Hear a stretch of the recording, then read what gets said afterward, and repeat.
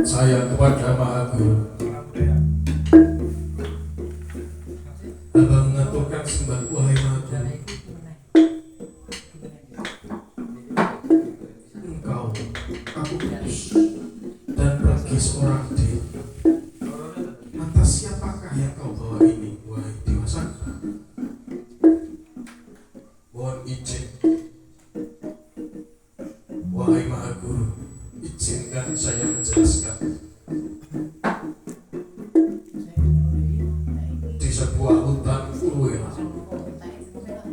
ada 4 sahabat yang berteman baik, kelinci, serigala, dan berak-berak yang hidup rukun di sebuah hutan bernama Urwela.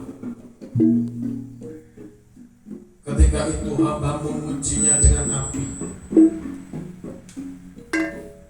Tidak ada sedikit pun keraguan dalam hatinya untuk melompat ke dalam kobaran api. Bukan karena ingin dipuji, melainkan karena benar-benar ingin berjelma.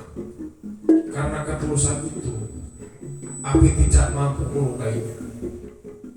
Itulah wahai Maha Guru yang menggegerkan kahyangan beberapa waktu terakhir. Perbuatan luhur yang lahir dari hati yang bersih dan makhluk bumi yang menggugah penyadaran istana kahyangan. Baiklah Dewa Sakra,